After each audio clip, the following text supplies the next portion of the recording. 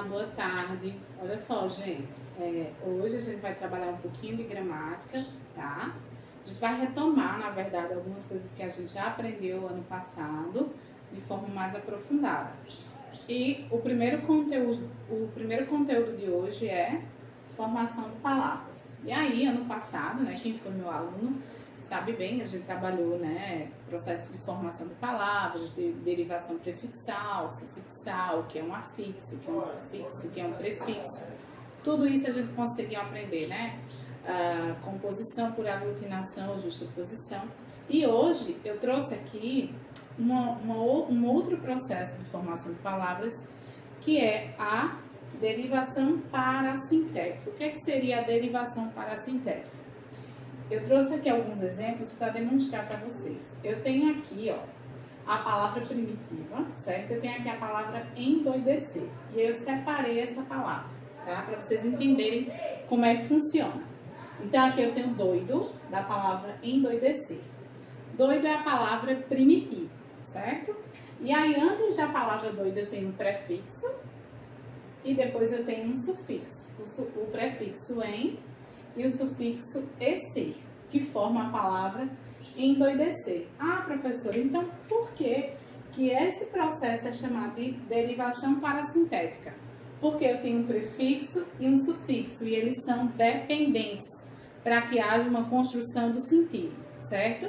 Então, se eu retirar, vamos supor que eu retire o sufixo esse, a palavra vai ficar endoido. Endoido é uma palavra agramatical, ou seja, essa palavra ela não existe. Por isso que nessa palavra o prefixo e o sufixo eles são dependentes, tá? Então é basicamente isso aí. Então deixa eu explicar rapidinho para que vocês consigam compreender antes de eu voltar para os outros exemplos. Então a derivação parassintética ela ocorre quando um prefixo e um sufixo eles são acrescentados a uma palavra primitiva, que é o caso de doido, tá? Então, eu tenho a palavra doido, eu acrescentei um prefixo, e eu acrescentei um sufixo, e eu uni tudo, tá? Só que essa união, ela ocorre de forma dependente. Ou seja, esses dois afixos, tanto o prefixo quanto o sufixo, eles não podem se separar, certo? Devendo ser usados aí ao mesmo tempo. Por quê?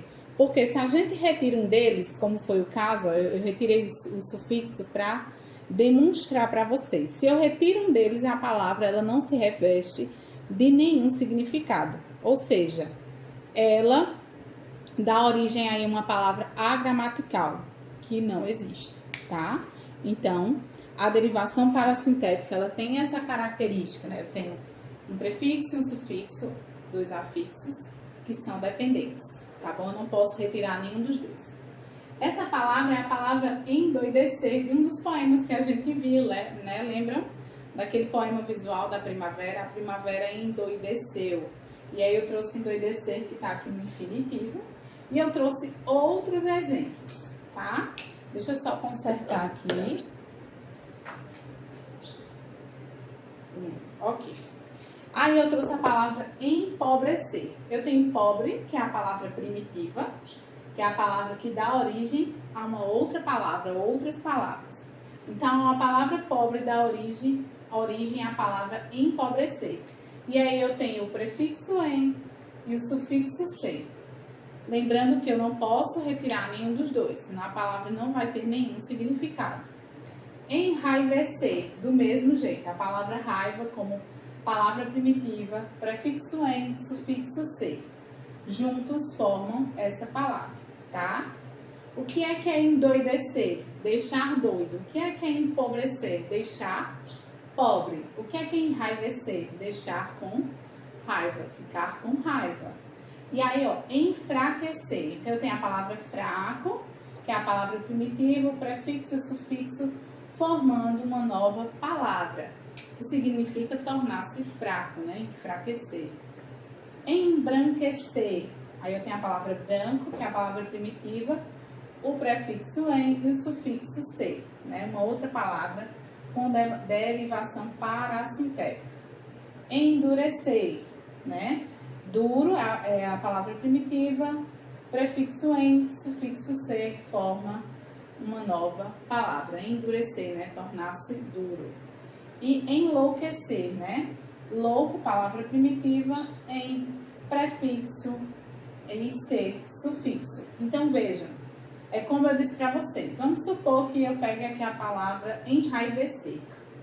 Se eu tirar o meu prefixo em, a palavra vai ficar raivecer. Essa palavra não existe, é uma palavra agramatical, ela não possui nenhum significado.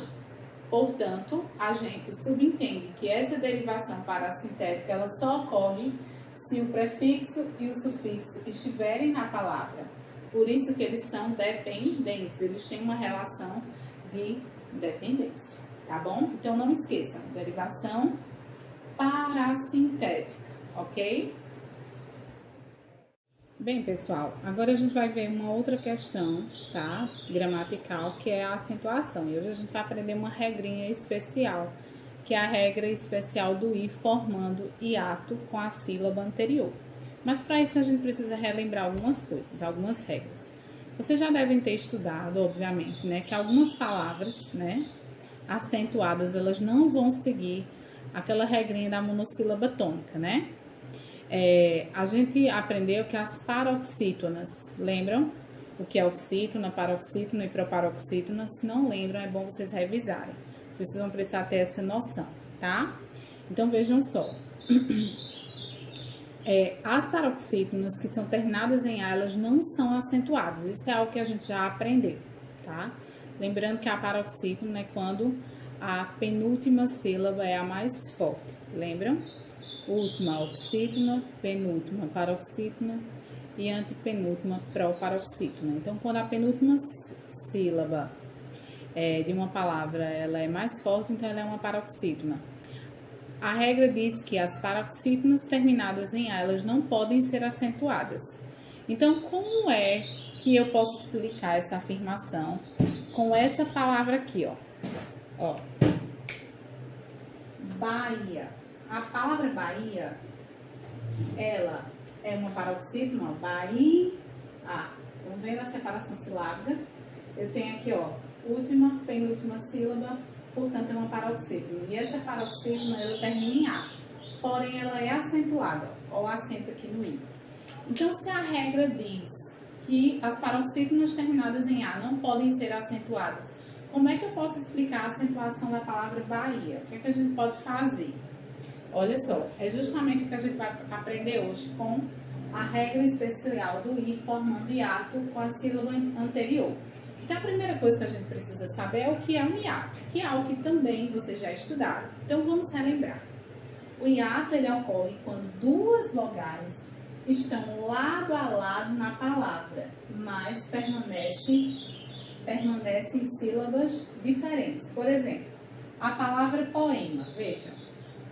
Poema. Eu tenho aqui o O e o E. Quando eu escrevo a palavra poema, vejam, notem que o E, deixa eu pegar o vermelho que eu acho que dá pra ver melhor. Deixa eu colocar aqui pra vocês verem, que eu acho que dá pra ver melhor.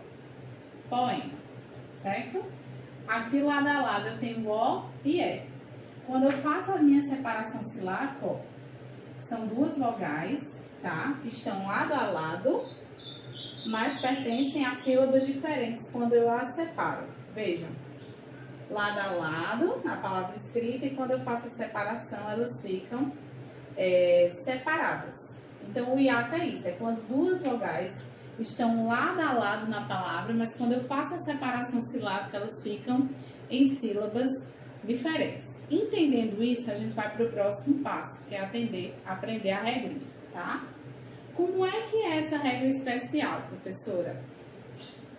É acentuado o I tônico. O que é o I tônico, né? A sílaba tônica, ou o I tônico, é aquele que é mais forte, né? A coisa tônica é a coisa mais forte.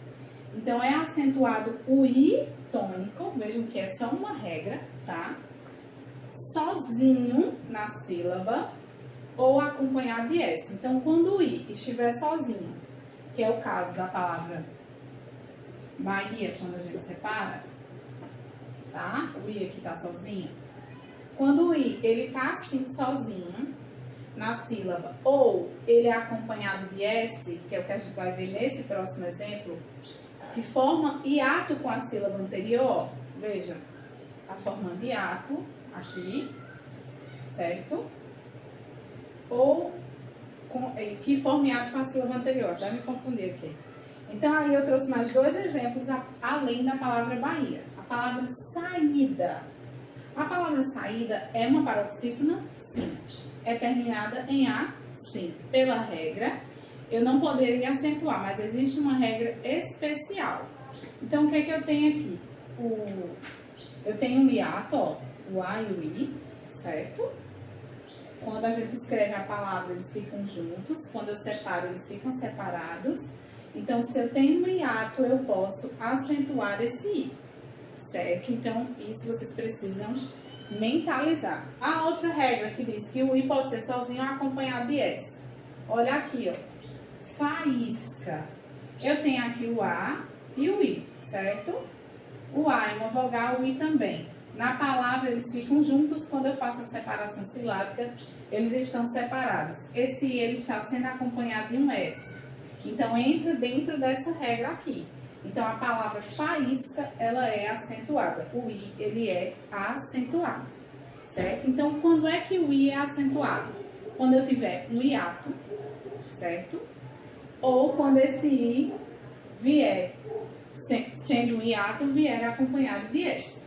Então, é acentuado o I tônico, sozinho na sílaba ou acompanhado de S, que forma hiato com a sílaba anterior. A palavra saída, esse I, ele forma hiato com a letra A. Na palavra faísca também, ó, o I forma hiato com a letra A, está acompanhado de S, portanto, é acentuado. Então, essa é uma regra especial.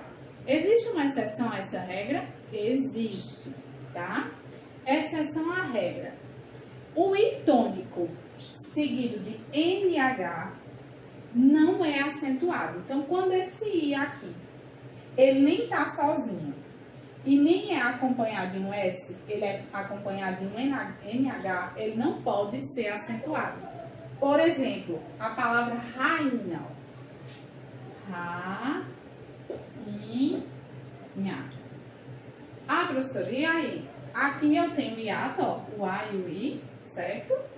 Só que esse I, ele não pode ser acentuado por causa do NH, certo? Não pode ser acentuado. Aliás, esse N aqui é sozinho, esse I é sozinho. Tá bom? Então, eu não posso acentuar esse I, porque ele vem seguido do NH. Certo, gente? Outro exemplo que a gente poderia dar, além desse, que é uma exceção à regra. A palavra rainha, a palavra bainha, tudo que tiver NH seguido com esse I, mesmo formando hiato, eu não posso acentuar, ok? Bom, gente, para a gente finalizar a tarde de hoje, nós vamos trabalhar um gênero textual que também já é conhecido de vocês, que é a resenha, tá?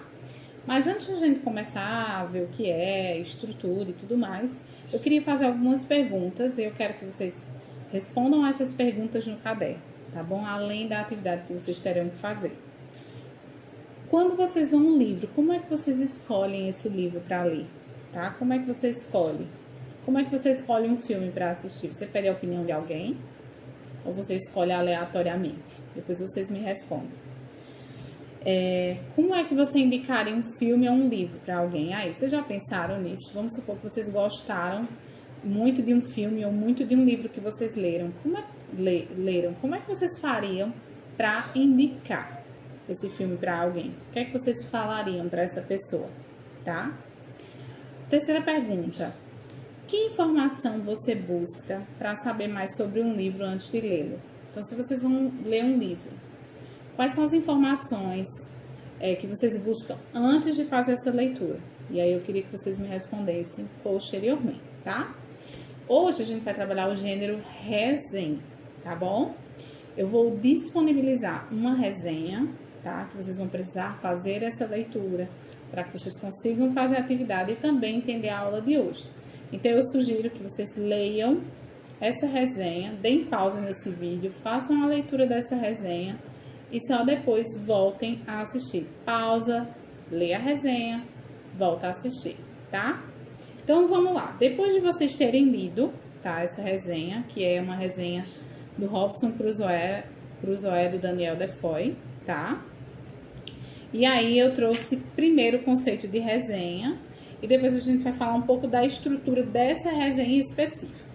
Primeira coisa que vocês precisam entender, que vocês precisam compreender, o que é uma resenha? A resenha, ela não é só um resumo, né? A gente já aprendeu a fazer resumo. Resumo, eu pego lá um texto, um filme e resumo o que foi feito, aquela história, aquela narrativa. A resenha é um pouquinho diferente, tá? Então, a resenha é um texto que comenta um outro texto. Primeira coisa, comenta, tá? Isso é muito importante. Vamos deixando as palavrinhas. Comenta. Além de apresentar uma síntese, expressa a opinião do autor. Então, ele apresenta uma síntese, mas ele expressa a opinião do autor. Sobre o quê? Sobre a obra que está sendo analisada, tá? Que pode ser o quê? Um livro, uma peça teatral, um filme, uma exposição, um show. Então, qualquer coisa vocês podem resenhar. Então, eu tenho lá uma obra, vamos supor que eu gosto muito de um filme. E aí eu quero resenhar esse filme. Como é que eu faço? Primeira coisa que eu vou fazer, comentar, tá? Então, para eu tecer os meus comentários, a primeira coisa que eu preciso fazer é apresentar uma síntese, ou seja, eu vou resumir o que é que aquela história passa e depois eu vou dar a minha opinião, eu vou comentar comentar esse filme, eu vou tecer opiniões sobre esse filme, tá? Então, eu vou analisar esse filme, tá bom? Que pode ser tanto um livro, vocês podem resenhar um livro, uma peça, qualquer outra coisa, qualquer outra obra. Uma coisa importante, né, antes que eu me esqueça. Não basta, gente, vocês dizerem, isso é bom porque isso é legal, ou isso não é bom porque não é legal. Para que a resenha de vocês seja uma resenha rica, bem escrita, boa, vocês precisam ter argumentos. Então, não basta vocês dizerem, o filme tal, fala disso, e ele é legal. Não. Então, vocês vão fazer a síntese daquilo que vocês escolherem, né? E se vocês forem escrever uma resenha. E quando vocês leram essa do Daniel Defoe, vocês perceberam que ele faz uma síntese, que é a sinopse. Eu trouxe até aqui, ó. Tá? E aí, posteriormente, ele traz a opinião, certo? Então, essa opinião ela é baseada em muitos argumentos que ele vai trazendo ao longo da escrita dele. Tá? Ele não simplesmente diz, isso é bom, mas ele vai dizer, isso é bom por isso, isso, ou isso não é bom por isso. Então, ele vai tecendo ali argumentos para embasar aquilo que ele acha, tá? Então, não basta a gente achar algo, ok? Estrutura, tá? Eu trouxe a estrutura dessa resenha que vocês leram. Ela tem um título, tá? Se vocês observarem logo no início. Ela tem a autoria, o autor, que é o Daniel Defoe, e ela tem a editora. No corpo do texto, o que é que eu tenho? A sinopse e a opinião desse autor, que pode ser positiva ou negativa, tá? Então, eu vou deixar uma atividade para vocês, tanto sobre o gênero textual resenha, que é algo que vocês já tinham trabalhado e que vão agora aprofundar, sobre a regra especial do I, tá? Que a gente também viu, e sobre formação de palavras. São 3 atividades que vocês têm que enviar hoje e ela está sujeita à correção. Pessoal, então é basicamente isso. Espero que vocês tenham gostado. Um grande beijo e até a próxima. Tchau, tchau.